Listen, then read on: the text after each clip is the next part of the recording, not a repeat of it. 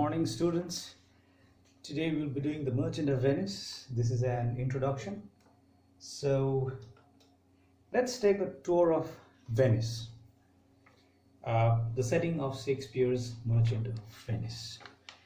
Let me just start off with saying that the play moves from Venice to Belmont, but there is also Padua, Genoa, and the Duke's Place.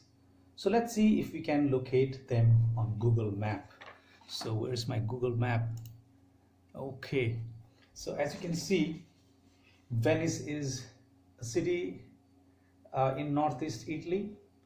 It is situated on a group of islands. There are more than 100 islands that make up Venice, and the small islands are separated by canals and linked by over 400 bridges. So in Venice there are no roads, only canals, and the only way to travel is by gondolas. Okay, so a little history. During Shakespeare times, Venice was one of the wealthiest towns in Europe, as it is right on the sea, with excellent shipping facilities for trading with the East, that is Middle East and India. This wealthy republic was ruled by the Duchess or Dukes, as is mentioned in the play, and these Dukes trace their lineage back to the Roman family. So they are very powerful oligarchs that ruled Venice at that point of time. Venice was also a safe haven for merchants and traders, Christians and Jews. However, Jews, very interestingly, were money lenders, and they lived in the ghetto. Now, where exactly is the ghetto? Let me zoom in right here. So if you can see my mouse, this area where my mouse is traveling right now is or was what is called the ghetto. All right, so the Jews lived in this ghetto. The ghetto is surrounded by canals, as you can see, and whose bridges were once raised and guarded at night. So that means at night you could not get in the ghetto, neither could you get out of the ghetto. Okay, this was the only area in which Jews could live in Venice. So you can imagine a ghetto, houses densely packed and alleys too narrow for even two people to pass. And this, my friends, is where our villain Shylock lived. Belmont, another place, on the other hand, is the home of Portia and her mysterious caskets. Where exactly is Belmont? Okay, that is the question which has baffled many scholars.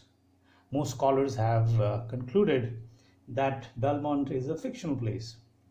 It represents romance and festivity to which the Christians retire at the end of the play. As you see, towards the end of the play, when they win the case, they go to Belmont to celebrate. But where exactly is this? There is one scholar by the name Mr. William Kittle, who estimates that Belmont's or Portia's house is the present castle of Este. Castle of Este is in a place called Padua, and the castle of Este is somewhere around here.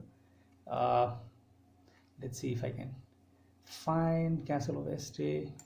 Let's see, castle of Este. Okay, so you will see immediately the castle of Este. That's the present day, but this is obviously not what Shakespeare wrote about. It is imagined or estimated by this scholar. So you can see the castle of Este is right here. The picture is not coming up here, but I'll just show you the pictures. Castle of Este near Padua is here, but this is a speculation that it's here. Okay, so now let's look at some of the pictures of these places.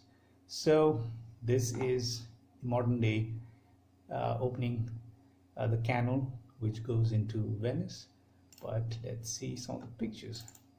This is the 17th century Venice.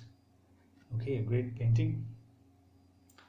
Uh, this is a recently released photograph by the International Space Station to show that right now, because of the pandemic, there are no ships or boats anywhere.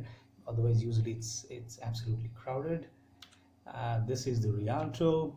This is again another painting, and this is the Castle of Este, as speculated by one scholar, where Portia's house is supposed to be. But that is just speculation. Now, I have a question for you. All male characters of Merchant of Venice live in Venice, whereas the female characters live in Belmont. Do you think this was deliberate by Shakespeare, or is it a mere coincidence? Send in your answers by Monday. Thank you.